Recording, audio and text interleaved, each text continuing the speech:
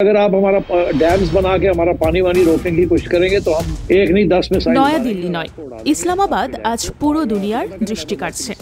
কারণ পাকিস্তান আবারও পরিষ্কার করে জানিয়ে দিয়েছে, ভারতের আগ্রাসী নীতি যদি সীমা ছাড়ায় তবে ইসলামাবাদ শুধু কথায় নয়, বাস্তব পদক্ষেপেও তার জবাব দেবে। দেশটির প্রখ্যাত সাংবাদিক ও প্রধানমন্ত্রী শাহবাজ শরীফের ঘনিষ্ঠ সহযোগী নাজাম সেতি সম্প্রতি এক সাক্ষাৎকারে জানিয়ে দিয়েছেন, কোনো উৎসবের আতশবাজি হিসেবে ফাটানোর জন্য আমরা পারমাণবিক অস্ত্র রাখিনি। পাকিস্তানের অস্তিত্ব রক্ষা করতে হলে আমরা শেষ পর্যন্ত যাব। নাজাম সেতির বক্তব্য অনুযায়ী ভারতের যুদ্ধংদেহী অবস্থান যদি চলতেই থাকে তবে তিনটি পরিস্থিতিতে পাকিস্তান বাধ্য হয়ে পারমাণবিক অস্ত্র ব্যবহার করতে পারে। প্রথমত, সিন্ধু পানি চুক্তি বাতিল ও পানির প্রবাহ বন্ধ হলে পারমাণবিক পথে হাঁটতে পারে পাকিস্তান। ভারত ইতোমধ্যেই একতরফাভাবে সিন্ধু নদীর পানির চুক্তি বাতিল করেছে।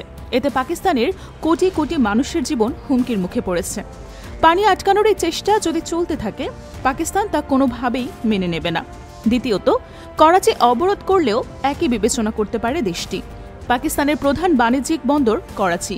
ভারতীয় নৌবাহিনী যদি করাচি ঘিরে ধরে দেশটির অর্থনীতিকে স্তব্ধ করার চেষ্টা করে তবে ইসলামাবাদ ভয়ঙ্কর প্রতিক্রিয়া দেখাবে।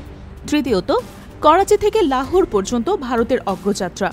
যদি ভারতীয় সেনারা পাকিস্তানের ভেতরে ঢুকে দেশ ভাঙার ষড়যন্ত্র করে তবে পাকিস্তানের হাতে একটাই বিকল্প থাকবে, পারমাণবিক প্রতিরোধ। পাকিস্তানের ক্ষোভ নতুন নয়।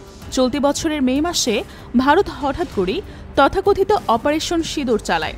পাকিস্তান অধিকৃত কাশ্মীর ও মূল ভূখণ্ডের ভেতরে একাধিক স্থানে বিমান হামলা চালিয়ে ভারত দাবি করে শতাধিক সন্ত্রাসী ঘাঁটি ধ্বংস করেছে। কিন্তু ইসলামাবাদের মতে এই হামলায় অসংখ্য নিরীহ মানুষ প্রাণ হারিয়েছে, হাসপাতাল, ঘরবাড়ি ও গ্রাম ধ্বংস হয়েছে।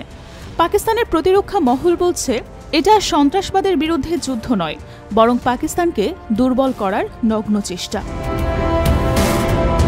ভারতের সবচেয়ে ভয়ঙ্কর সিদ্ধান্ত এসেছে পানি নিয়ে। পেহেলগাম হামলার পর নয়াদিল্লি ঘোষণা দেয় সিন্ধু পানি চুক্তি আর বহাল থাকবে না। এই চুক্তি ছিল দুই দেশের মধ্যে সবচেয়ে পুরনো ও কার্যকর সমঝোতা, যার মাধ্যমে পাকিস্তান তার কৃষি ও মানুষের জন্য প্রয়োজনীয় পানি পেত।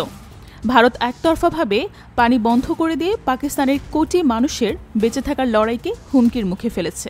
নাজাম সেতি এই প্রসঙ্গে ক্ষোভ ছেড়ে বলেন, আপনারা যদি পানি আটকান আমরা শুধু একটি নয় 10টি ক্ষেপণাস্ত্র ছুড়ে বাঁধ উড়িয়ে দেব। পাকিস্তানকে তৃষ্ণার্ত রেখে ভারতের উৎসব হবে না।